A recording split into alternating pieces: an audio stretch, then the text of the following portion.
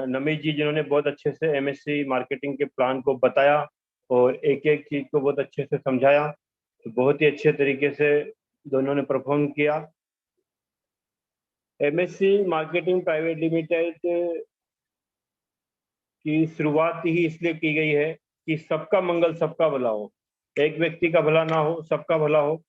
सबके भले के लिए इसकी शुरुआत की गई है और हम सब लोग मिलके, जैसा कि एमएससी का नाम है हैप्पी कंज्यूमर, हम सब मिलके सब लोगों को एक ऐसा कंज्यूमर बनाएंगे कि वो हमेशा खुश रहे, उसको कभी भी इस बात से परेशानी ना हो कि कैसे वो पैसे कमाएगा जब उसके घर में खर्चा चलेगा। उसके घर में घर के खर्चे के लिए, डेली नीड के लिए हम इस तरीके से सिस्टम को तैयार करेंगे, इस तरीके से आगे बढ़ाएंगे लोगों को कि उनको घर के खत्म हो जाएगा। इस तरीके से हम सब लोग हम लोग मिलके इस सिस्टम को आगे बढ़ा के अपने और अपने परिवार के और अपने मिलने वालों के और जो लोग हमारे साथ मिलके काम कर रहे हैं, हम सब के सपनों को पूरा करेंगे और सब हम मिलके आगे बढ़ेंगे। आज हम एक ऐसे सिस्टम के बारे में बात करने वाले हैं, आज हम एक ऐसी चीज के बारे में बात करने वाले हैं। हम नेटवर्क मार्केटिंग बिजनेस कर रहे हैं, तो नेटवर्क मार्केटिंग बिजनेस में किस तरीके से हम आगे बढ़े, उसके लिए आज यहाँ पे आज हम बात करेंगे। हम सभी ने स्कूल में ABCD पढ़ा है, ABCDEFGHIJ के 26 वर्ड्स होते हैं। ये 26 वर्ड्स हमने पढ़े हैं। A for apple, B for boy, C for cat, इस तरीके से हमने पढ़ाई करी है। ये जो अंग्रेजी के 26 वर्ड्स हैं, इंग्लिश के जो 26 वर्ड्स हैं, ये हमारी लाइफ में, हमारे नेटवर्क मार्केटिंग में किस तरीके से हम को आगे बढ़ाएंगे। इन 26 शब्दों का हम किस तरीके से प्रयोग करें, इन 26 वर्ड्स का हम किस तरीके से प्रयोग करें कि हम लोग नेटवर्क मार्केटिंग में आगे बढ़े। तो आज हम एक सेशन लेके आए हैं। इस सेशन का नाम है network marketing with English words. Network marketing with English words, अंग्रेजी के शब्दों के साथ में नेटवर्क मार्केटिंग। अंग्रेजी के शब्द किससे बनेंगे? अंग्रेजी के जो हमारे वर्ड्स हैं वो ABCD से बनेंगे। तो ABCD हमारे पास में यहाँ पे हम देखते हैं कि ABCDEFGHIJKLMNOPQRSTUVWXYZ, ये हमारे पास 26 वर्ड्स हैं। इस 26 वर्ड्स को हम एक एक करके यहाँ पे देखते हैं कि ये नेटवर्क मार्केटिंग में हमें किस तरीके से हेल्पफुल होंगे और किस तरीके से हम इन शब्दों के साथ में इस सिस्टम में आगे बढ़ेंगे और अपने आप को आगे लेके जाएंगे। तो ए फॉर एटीट्यूड। एटीट्यूड मतलब नजरिया। हमारा नजरिया कैसा होना चाहिए? हमारा नजरिया कैसा हो? हमारा जो नजरिया है, हमारा जो देखने का तरीका है, मतलब एटीट्यूड मतलब हमारा देखने का तरीका, नजरिया, चीजों को समझने का तरीका। हमारा नजरिया सकारात्मक होना चाहिए और सकारात्मक नजरिए के अंदर कोई विकल्प नहीं होना चाहिए। एक पानी का गिलास आधा भरा हुआ है तो कोई एक व्यक्ति बोलता है कि ये गिलास आधा भरा हुआ है और एक व्यक्ति बोलता है कि ये गिलास आधा खाली है। ये नजरिया है। एक बोलता है आधा खाली है, एक बोलता है आधा भरा हुआ है। तो जो आधा खाली बोल रहा है उसका नजरिया खाली है और जो भरा बोल रहा है उसका नजरिया भरा है, क्योंकि वो पॉजिटिव देख रहा है। कोई भी व्यक्ति ऐसे व्यक्ति के साथ रहना पसंद नहीं करता है जो नेगेटिव बात सोचता है। हर व्यक्ति यही चाहता है कि मैं जिस भी व्यक्ति के साथ रहूं वो पॉजिटिव बात करे, पॉजिटिव रहे। आपने देखा होगा कि थाईलैंड एक ऐसा कंट्री है, तो वहां पे एक डांस होता है और उस डांस में जो वहाँ की लेडीज डांस करती हैं वो क्या करती हैं, अपने नाक में, गाल में और कई सारी जगह पे वो बांस की पतली पतली तीलियां उनको उसकी सुए की तरह बना के वो गाल में चुबो लेती हैं, नाक में चुबो लेती हैं। तो वो उससे डरती नहीं है। क्यों? क्योंकि उनको पता है कि हमारी एक धार्मिक पद्धति है और इससे हमको फायदा होगा, तो उनके लिए वो पॉजिटिव है। उसी तरीके से हमने देखा है कि दुर्गा पूजा होती है पश्चिम बंगाल की तरफ में, तो वहां दुर्गा पूजा के समय पे कई महिलाएं एक वो लंबा सा वो लगाती हैं, जो आग जलाती हैं, उस आग के ऊपर से चलती हैं, पर वो उसको पॉजिटिव लेती हैं, इसलिए वो उस आग से जलती नहीं है। तो हमारा देखने का नजरिया क्या है, हम किस तरीके से लोगों को देखते हैं और किस तरीके से हम उस चीज को समझते हैं। हमारा जो बिलीफ सिस्टम है, हमारा जो बिलीफ सिस्टम है, हम किस तरीके से लोगों पर विश्वास करते हैं। एक व्यक्ति, फॉर एग्जाम्पल, मान लो आज हम मीटिंग कर रहे हैं, मीटिंग में हमारे पास कुछ लोग हैं और कुछ लोग नहीं है जो हमारे बहुत अच्छे लीडर है पर अभी मीटिंग में नहीं है। तो इसका मतलब हम अगर चाहें तो उनके प्रति नेगेटिव भी सोच सकते हैं, चाहे तो पॉजिटिव भी सोच सकते हैं। हम ये भी तो सोच सकते हैं कि यार कोरोना का समय है, कहीं ना कहीं हो सकता है उनको कुछ काम होगा इसलिए वो नहीं आ पाए। और हम दूसरा ये भी सोच सकते हैं कि वो उनको काम नहीं करना इसलिए हमारे साथ नहीं आते वो। तो ये नेगेटिव सोच हो गई। तो हमारी जो सोच है, हमारा जो एटीट्यूड है, उस एटीट्यूड को हमको पॉजिटिव रखना है। अगर हम एटीट्यूड को पॉजिटिव रखेंगे तो हम बहुत अच्छे से आगे जा सकते हैं। आपने एक हाथी की बात सुनी होगी। हाथी का जो बच्चा होता है वो शैतान होता है, और उस शैतानी की वजह से जो महावत होता है, हाथी जो जिसको जो हाथी को पालता है, वो क्या करता है, उस छोटे बच्चे को पेड़ से लोहे की जंजीर से बांध देता है। तो वो 1 दिन, 2 दिन, 4 दिन, 5 दिन, कई लगातार कई दिन तक जब वो उसको बांधता रहता है, तो उस छोटे बच्चे को बड़े होते होते ये समझ में आ जाता है कि मैं इस जंजीर को नहीं तोड़ सकता हूँ। और जब हाथी बड़ा हो जाता है तो वो महावत उसको जंजीर से नहीं बांधता है और उसको पेड़ से भी नहीं बांधता है। वो सिर्फ छोटी सी रस्सी से, छोटे से खूंटे से उसको बांध देता है। फिर भी हाथी समझता है कि मैं इसको नहीं तोड़ पाऊंगा। तो उसका नजरिया चेंज हो गया। नजरिया ये चेंज हो गया कि मैं इसको तोड़ नहीं सकता हूँ, तो इसलिए वो तोड़ नहीं पाता है। तो हमारा नजरिया हर जगह पे अगर पॉजिटिव होगा तो हम आगे बढ़ते जाएंगे। आपने अरुणिमा सिन्हा के बारे में सुना होगा। अरुणिमा सिन्हा एक बहुत अच्छी एथलेटिक थी, पर एक दिन ट्रेन में वो जा रही थी और कुछ बदमाशों ने उनकी चेन वगैरह लूटी, और लूटने के बाद उनको गेट से धक्का मार के नीचे गिरा दिया। उनकी एक पैर कट गया और लगभग लगभग वो पूरी रात तक वो उसी ट्रैक पे पड़ी रही, और दोनों ट्रैक के बीच में पड़ी रही, और पूरी रात में 49 ट्रेन वहां से गुजरी और चूहे उनके पैर को कुतर रहे थे, खा रहे थे। इतनी परेशानी में वो थी। और सुबह जब गांव वालों ने देखा तो उनको दिल्ली हॉस्पिटल में भेजा, और जब उनका होश आया तो उन्होंने देखा कि मेरा पैर कट गया है। तो उन्होंने भगवान से एक ही प्रार्थना करी, भगवान अगर तूने मेरा पैर काटा है तो तू मुझसे कुछ और करवाना चाहता है इसलिए काटा है। और उन्होंने उसी जगह पर संकल्प लिया कि मैं जो हमारी देश की सबसे ऊंची चोटी है माउंट एवरेस्ट, उसको मैं क्वालिफाई करूंगी, मैं वहां तक चढ़ूंगी। उन्होंने इस दृढ़ निश्चय के साथ, दृढ़ संकल्प के साथ वो लगी। तो लगने के बाद वो उन्होंने अपना सफर शुरू किया, और वो अरुणिमा सिन्हा जो पर्वतारोही थी उनके पास गई और उनसे मिलके उन्होंने प्लानिंग किया। और वो विकलांग होने के बावजूद भी उन्होंने उस माउंट एवरेस्ट की चढ़ाई को पूरा किया। उसके बाद पूरी दुनिया की जितनी भी ऊंची ऊंची चोटियां हैं सब पे वो चढ़ी। तो वो उनका नजरिया था कि तूने मेरा पैर काटा है तो भीख मांगने के लिए नहीं काटा कि मैं रोड पे कहीं बैठ के लोगों से भीख मांगू। तूने मेरा पैर काटा है तो कुछ अच्छा करने के लिए काटा है, और मैं अच्छा करके दिखाऊंगी। तो हमारा नजरिया अच्छा होगा तो हम बहुत कुछ कर सकते हैं। तो ये ए वर्ड जो है इंग्लिश का हमको सिखाता है कि हमारा नजरिया कैसा होना चाहिए।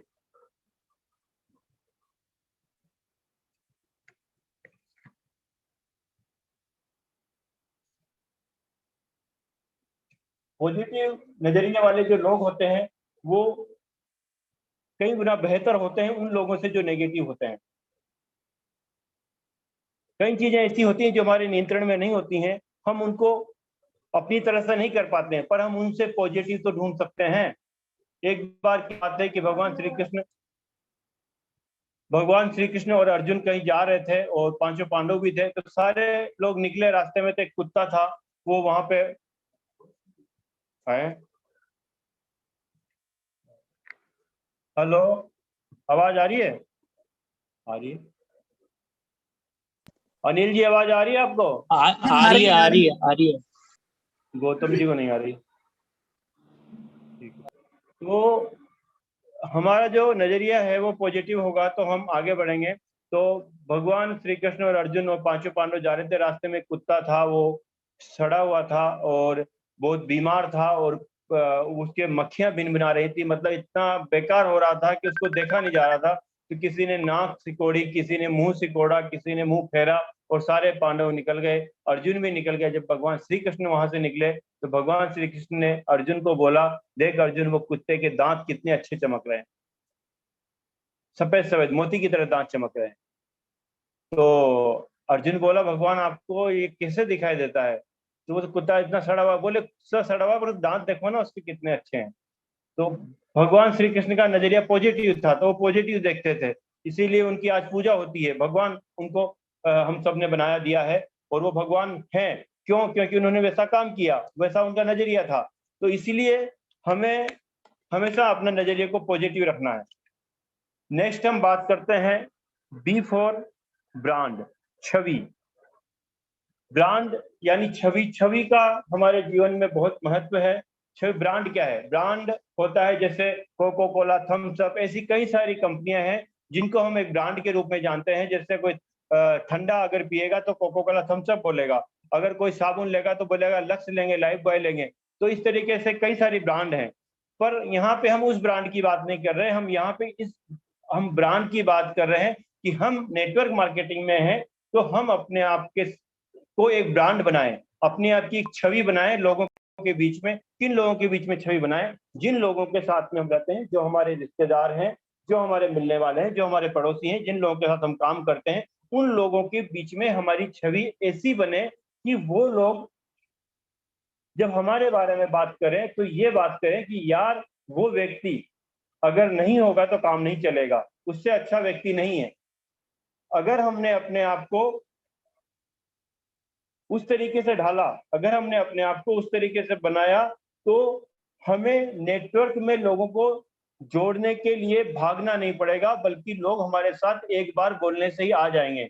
हमें लोगों के साथ में किस तरीके से हम पेश आते हैं, किस तरीके से उनके साथ व्यवहार करते हैं, कैसा हमारा लोगों को देखने का नजरिया है, मतलब हमें अपने आप को तैयार करना है। अगर हम अपने आप को तैयार करते हैं तो हम बहुत आगे जा सकते हैं। हम जैसे फॉर एग्जांपल नेटवर्क मार्केटिंग में हैं, तो जिस भी फील्ड में हम, चाहे कोई जॉब कर रहे हैं, चाहे हम कोई बिजनेस कर रहे हैं, हम जो भी काम कर रहे हैं, उस काम का एक्सपीरियंस हमारा बढ़ता रहना चाहिए। जितना हमारा एक्सपीरियंस बढ़ेगा उतने लोग हमारे साथ काम करेंगे। उस फील्ड का एक्सपीरियंस हमें लेते रहना है। जैसे आज हम इस ट्रेनिंग में जुड़े हैं, तो हमें बराबर से मीटिंग, फंक्शन, ट्रेनिंग करते रहना चाहिए। जैसे मान लो किसी का अगर बिजनेस है, कोई दुकान अगर किसी चीज की लगाता है, तो वो जिस चीज की दुकान लगाता है, जिस बिजनेस को वो करता है, उस बिजनेस की नॉलेज को बढ़ाता रहे। उस बिजनेस की नॉलेज को अगर वो बढ़ाता रहेगा तो ऑटोमेटिक लोगों के सामने आएगा कि इस व्यक्ति के पास में बहुत नॉलेज है इस बिजनेस की, और इस व्यक्ति के साथ अगर हम काम करते हैं तो हम बहुत अच्छे से आगे जा सकते हैं। तो इसलिए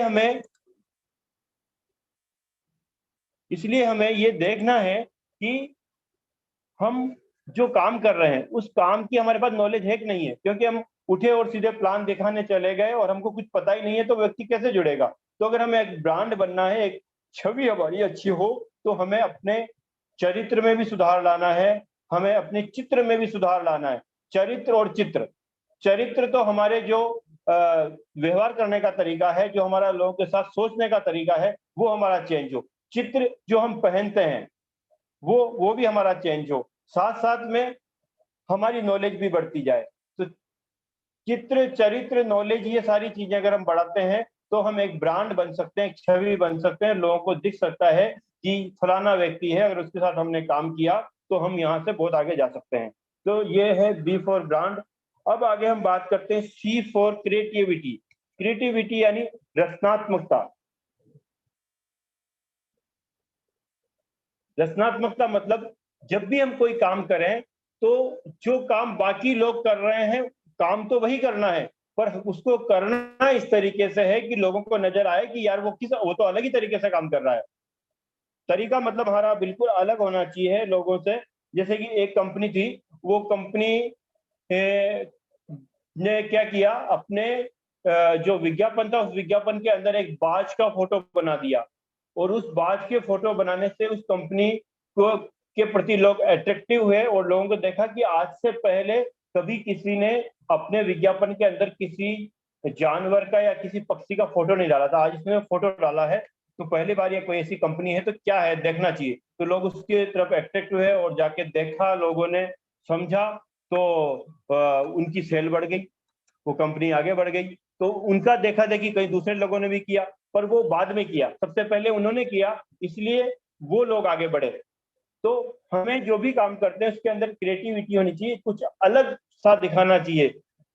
जैसा हमेशा जाके प्लान दिखा देते हैं, गए दिखा दिया, ऐसा नहीं, कुछ अलग तरीके से बात करें, लोगों के उनके सपने, उनसे बात करें, उनकी जरूरतों के बारे में उनसे बात करें। जो आज हमारी ये 2 साल से 1.5 साल से महामारी चल रही है उसके बारे में उनसे बात करें, परिवार के बारे में उनसे आप सीधा जाके उनको प्लान दिखाएंगे तो वो लोग परेशान हो जाते हैं। तो इसलिए हमें ऐसा नहीं करना है, हमें एक थोड़ा सा हटके काम करना है, थोड़ा अलग हटके उनको इस तरीके से बात करनी है कि आप अगर हमारे साथ इस बिजनेस में आते हो तो आपको अपना काम धंधा छोड़ने की जरूरत नहीं है। बाकी की कंपनी वाले तो सब यही बोलते हैं कि आपको फुल टाइम करोगे तो अच्छे से होगा, पार्ट टाइम में नहीं होगा, पर हम तो पार्ट टाइम के हिसाब से हमने बिजनेस को तैयार किया है। तो हम मतलब जब उनको एक अलग नई चीज देंगे, नया तरीका दिखाएंगे, तो हमने इस प्लान के अंदर कई सारी ऐसी नई चीजें डाली हैं जो नेटवर्क मार्केटिंग के अंदर पहले नहीं थी। तो क्रिएटिविटी हमारे इस प्लान के अंदर है, और इस क्रिएटिविटी को, इस रचनात्मकता को हमें लोगों को दिखाना है कि ये हमारे इस सिस्टम के अंदर कुछ अलग है, कुछ हटके है। आप यहाँ पे आओगे तो आप बहुत अच्छे से यहाँ पे काम कर सकते हो।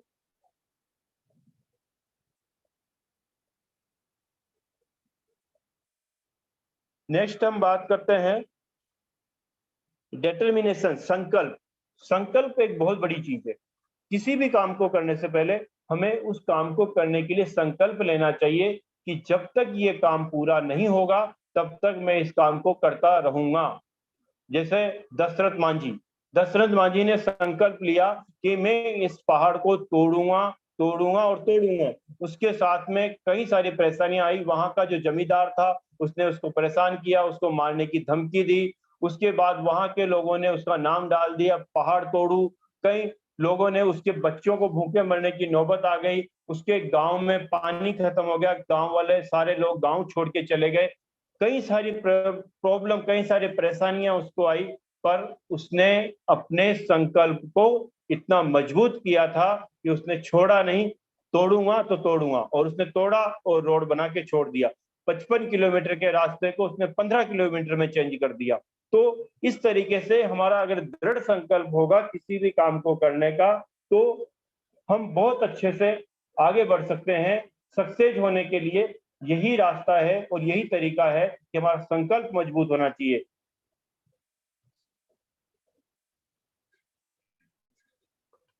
संकल्प अगर हमारा मजबूत होगा तो हम आगे बढ़ते रहेंगे।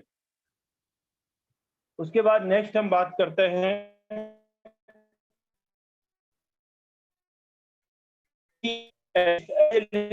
प्रचारक। हम एक बहुत अच्छा आपको दिखाई दे आया, एवेंजेलिस्ट, ई फॉर आ गया, ई फॉर एवेंजेलिस्ट यानी प्रचारक। हम नेटवर्क मार्केटिंग में है और नेटवर्क मार्केटिंग तो प्रचारकों का ही बिजनेस है। हमें प्रचार करना है अपना, हमें प्रचार करना है अपने सिस्टम का, हमें प्रचार करना है अपने प्रोडक्ट का, हमें प्रचार करना है अपने उस प्लान का जिस प्लान में 95% लोग सक्सेस होंगे ही होंगे। 5% लोग जो काम ना करें उनकी अलग बात है, बाकी 95% लोग सक्सेस होंगे ही होंगे। तो हमें एक प्रचारक वाली भूमिका निभानी है।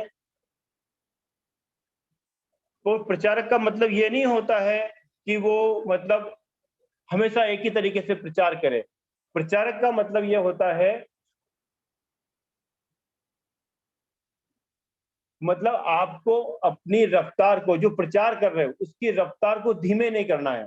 धीमे मतलब आप मतलब लगे रहो बराबर से, ना तो एकदम बंद करो ना एकदम बहुत फास्ट, मतलब लगातार लगे रहो, अपने काम को करते रहो। लगातार करते रहेंगे तो हम उसमें आगे बढ़ सकते हैं।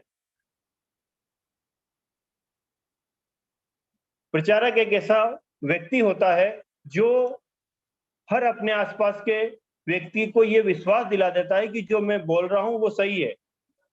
महात्मा बुद्ध हुए और महात्मा बुद्ध ने बौद्ध धर्म का प्रचार नहीं किया। महात्मा बुद्ध के जो थे, महात्मा जो मान थे, उन्होंने बुद्ध धर्म प्रचार, और आज कई सारे कंट्री के बौद्ध हैं। तो कई लोग उस जमाने को पत्थरे, उनको मारा पीटा, सब कुछ किया उन प्रचारकों को, और भगवान बुद्ध उनसे भी थे। बोले कि जब लोग तुम प्रचार करोगे इस धर्म का तो लोग तुमको मारेंगे पीटेंगे, तो क्या करोगे? तो वो बोलते थे, बोले वो मारेंगे पीटेंगे कुछ भी करें, वो जान से जब तक हमको नहीं मार देते हैं तब तक हम पीछा नहीं छोड़ेंगे, हम तो प्रचार करेंगे। और उन्होंने प्रचार किया, वो ऐसा प्रचार किया कि आज कई सारे देश बौद्ध धर्म के अनुयायी हैं और बौद्ध धर्म को मानते हैं। तो हमें एक बहुत अच्छा बेहतर प्रचारक बनना है, अपनी बात को बहुत अच्छे तरीके से, बहुत सलीके से, बहुत सिस्टम के साथ में हमें लोगों के सामने पेश करना है और उनको समझाना है कि हम जिस सिस्टम पे काम कर रहे हैं वो सिस्टम एक बहुत अच्छा है और यहाँ से आप और हम सब मिलके बहुत आगे जा सकते हैं। तो हमें बहुत अच्छा प्रचारक बनना है। एफ, आगे हम बात करते हैं एफ की। एफ यानी फॉलो अप। हमारे बिजनेस का बहुत बड़ा टॉपिक है फॉलो अप। फॉलो अप हमारे 11 स्टेप के अंदर भी है। फॉलो अप बहुत जरूरी है किसी भी बिजनेस के लिए। हम अगर किसी व्यक्ति से मिलते हैं, नए व्यक्ति से, और उसके नंबर अगर एक्सचेंज कर लेते हैं और उसको अपने बिजनेस के बारे में बोल देते हैं कि हम इस तरह का बिजनेस कर रहे हैं, और हम बाद में इंतजार करते हैं कि वो व्यक्ति हमको फोन करेगा, तो ऐसा बिल्कुल भी नहीं होता है। हमें अगर उसको अपने बिजनेस में लाना है तो हमें बराबर से उससे बातचीत करते रहना पड़ेगा। उसको बिजनेस बताने के बाद पहले उसके साथ में अच्छी हमें रिलेशनशिप करनी पड़ेगी। रिलेशनशिप अगर हमारी उससे बन जाएगी तो धीरे धीरे बात करते करते करते करते एक दिन वो हमारे बिजनेस में आ जाएगा। और जिस व्यक्ति को हम बिजनेस में जोड़ देते हैं उसके बाद भी उसको फॉलो अप करते रहें कि आज उसने हमारे सिस्टम के में क्या समझा, क्या नहीं समझा, प्रोडक्ट को यूज किया नहीं किया, उसके बाद में वो आगे इसके बारे में क्या सोच रहा है, किस तरीके से वो हमारे साथ में काम करेगा, किन लोगों के साथ में काम करेगा, क्या उन्होंने लिस्ट बनाई नहीं बनाई। ये मतलब छोटी छोटी बातें जो हमारे सिस्टम की हैं वो हमें फॉलो अप करनी पड़ेंगी, हमें लोगों से बात करना पड़ेगा। लोग बिना हमारे बात किए, बिना हमारे फॉलो अप किए लोग काम नहीं करेंगे। हमें मीटिंग में जोड़ने के लिए भी लोगों से बात करनी पड़ेगी। हमको बोलना पड़ेगा संडे को मीटिंग होती है, रोज शाम को 1 घंटे का भी ट्रेनिंग सेशन होता है, उसके सेशन के अंदर आके आप वहाँ पे खुद सीख सकते हो। बाद में आपको वहाँ बोलने का मौका भी मिलेगा, ताकि आप बोलोगे तो आपको भी प्लान दिखाना बहुत अच्छे से आ जाएगा। ये सारी बातें हमको फोन पे अपने जो भी व्यक्ति हमारे साथ इस बिजनेस में आया उसको बतानी पड़ेंगी, तब जाके वो व्यक्ति हमारे साथ आगे आके काम करेंगे। तो हमें ऐप से ये समझना है कि हमें फॉलो अप करना है। अगर हम फॉलो अप करते रहेंगे तो हम इस बिजनेस के अंदर बहुत आगे जा सकते हैं।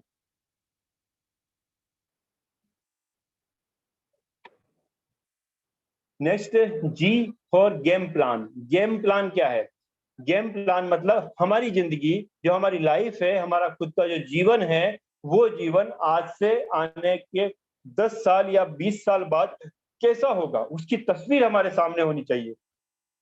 कोई भी जो बड़ा व्यक्ति आज तक हुआ है, जितने भी बड़े लोग हुए हैं और जितने भी सक्सेसफुल लोग हुए हैं, वो वही लोग हैं जिन्होंने अपने लाइफ का गेम प्लान 20 साल पहले, 25 साल पहले, 50 साल पहले बनाया था। 50 साल पहले, 25 साल पहले उन्होंने ये सोच लिया था कि 25 साल बाद मेरी जिंदगी कैसी होगी और मैं क्या कर रहा हूँगा और कहाँ पे रह रहा हूँगा और क्या मैं खा रहा हूँगा, कैसे मेरे बच्चे होंगे। ये सारा गेम प्लान उन्होंने अपने डायरियों में, अपनी दिमाग में लिख के रखा था, तब जाके आज वो ऐसे हैं। जब फोर्ड कंपनी की शुरुआत करी थी तो वो एक छोटी सी कंपनी नहीं थी, मतलब थी बहुत छोटी, पर उनके दिमाग में छोटी नहीं थी। उनका जो वहां पे बोर्ड लगा हुआ था, नोटिस बोर्ड, उस पर वो छोटी नहीं थी। एक व्यक्ति आया, उसने पूछा, बोले आप इतनी छोटी सी कंपनी हो और आपने इतना बड़ा ये सपना लेके रखा है, क्या ये पूरा होगा? बोले बोले सोचना ही है तो छोटा क्यों सोचेंगे, बड़ा सोचेंगे।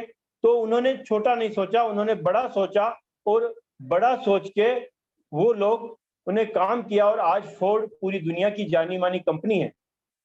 तो हम जब भी किसी काम को करें तो लंबा सोचें, आगे का सोचें, पूरा गेम प्लान बनाएं और बैठें किसी अपलाइन के साथ में, बैठें किसी ऐसे व्यक्ति के साथ में जो व्यक्ति जान सकता है, जो व्यक्ति समझ सकता है कि आने वाले 20 साल बाद मेरी लाइफ और ये मेरे सामने जो व्यक्ति बैठा है इसकी लाइफ कैसी होगी। उस व्यक्ति के साथ में बैठ के 20 साल का प्लान बनाएं और आने वाले 20 साल के बाद हम सब लोग कहाँ होंगे इसके बारे में बात करें।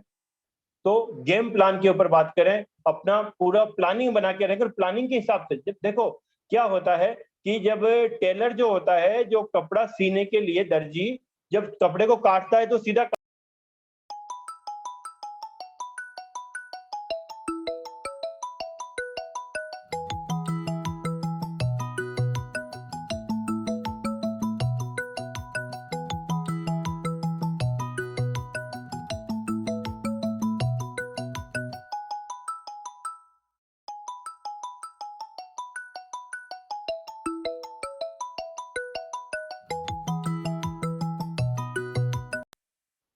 ताकि हम उस जगह पे जो हमने सोचा है, जो हमारा अंतिम लक्ष्य है, जो हमारा अंतिम उद्देश्य है, उस तक हम पहुंचे। तो किस किस तरीके से पहुंचे वो सारी चीजें हमको समझनी, वो गेम प्लान होता है।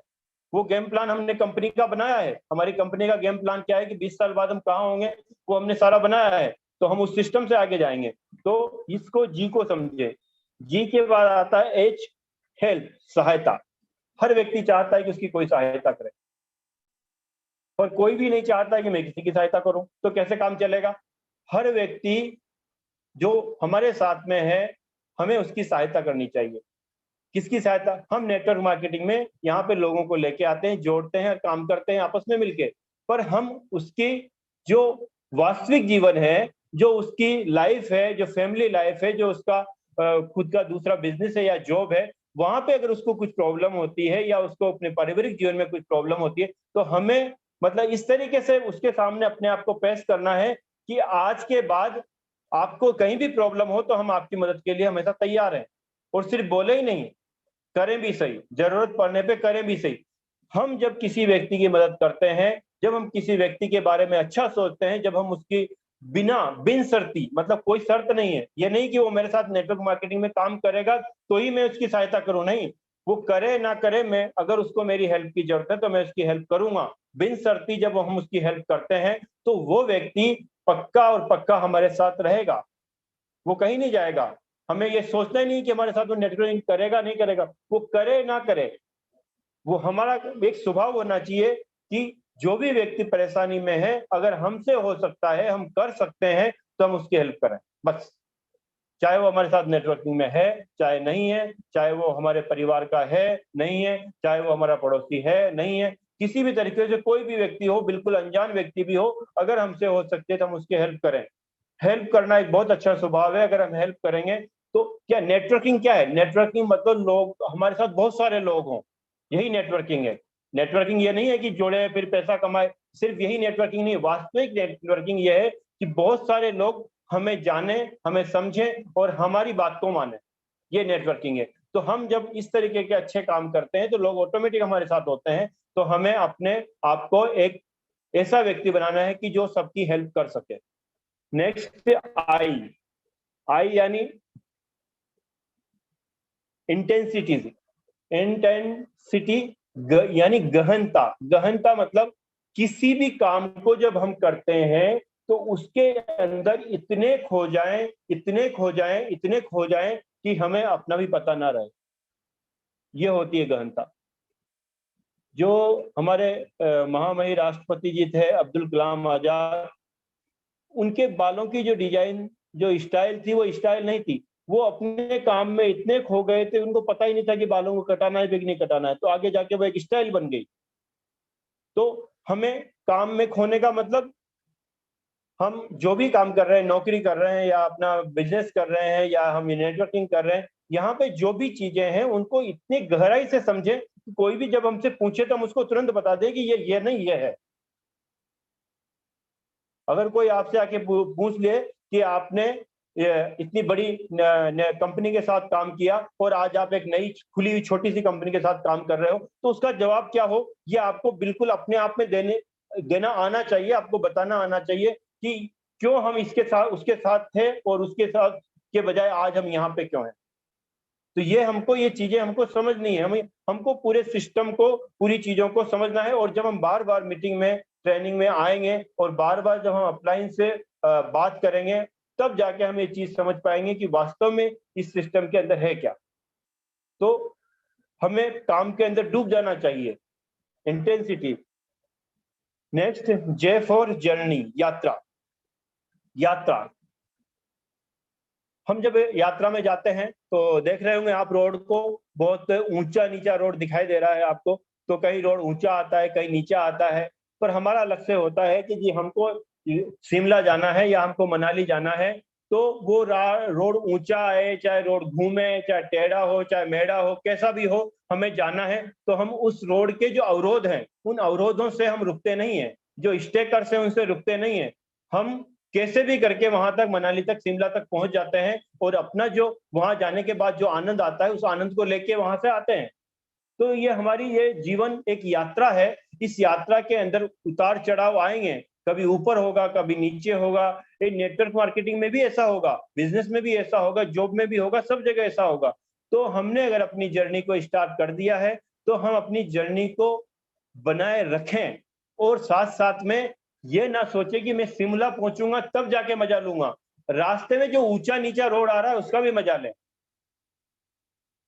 रास्ता मतलब हमारा जो अंतिम उद्देश्य है कि हमने 20 साल बाद का जो उद्देश्य बनाया कि 20 साल बाद में करोड़पति हो जाऊंगा, ऐसा रहूंगा, तो उसका मजा तो 20 साल बाद आएगा। पर ये जो 20 साल के दौरान जो यात्रा में हम जा रहे हैं, घूम रहे हैं, लोगों से मिल रहे हैं, काम कर रहे हैं, कभी अपना खुद का बिजनेस, कभी नेटवर्किंग, कभी अपना बिजनेस, कभी नेटवर्किंग, कभी बच्चों के साथ में, कभी कंपनी के साथ में, तो ये सारे काम जो कर रहे हैं इसमें भी मजा लें। क्योंकि अगर एक व्यक्ति 60 साल की उम्र में अगर नेटवर्किंग शुरू करता है और उसने 20 साल का बाद अगर वो सक्सेस होता है तो 80 साल में वो मजा लेगा। तो उसकी बजाय वो 80 साल बाद जो मिलेगा मिलेगा, ठीक है, पर अभी अभी से मजा लेना शुरू करें ना, छोटी छोटी चीजों का एंजॉय करें, छोटे छोटे जो हमको प्रमोशन से मिलते हैं, छोटी छोटी जो खुशी मिलती है उसको एंजॉय करना सीखें हम। तो हम अपनी यात्रा के अंतिम पड़ाव का तो मजा लेंगे लेंगे, पर जो यात्रा का जो रास्ता है, जो जर्नी है, जो जो रास्ता मार्ग है, उस मार्ग का भी मजा लेते हुए जाएंगे तो हम एक बहुत खुश दिल इंसान बन जाएंगे और अपनी लाइफ में इतने खुश रहेंगे कि दूसरे लोग देख के ऑटोमेटिक हमारे पास आएंगे, यार ये आदमी इतना खुश कैसे रहता है। नेक्स्ट, के फॉर नॉलेज। नॉलेज यानी ज्ञान। ज्ञान की कोई सीमा नहीं है, ज्ञान की कोई उम्र नहीं है। बच्चे से लेके बूढ़े तक कोई भी व्यक्ति ज्ञान प्राप्त कर सकता है और हमेशा ज्ञान प्राप्त करते रहना चाहिए। कभी भी ये नहीं सोचना चाहिए कि मेरी उम्र हो गई है, मैं अब इस ज्ञान को क्यों प्राप्त करूं। हमेशा बच्चे की तरह रहो ज्ञान प्राप्त करने में। ज्ञान प्राप्त करने में हमेशा बच्चे की तरह रहना है और जहां से भी मिले अच्छी नॉलेज ले लो।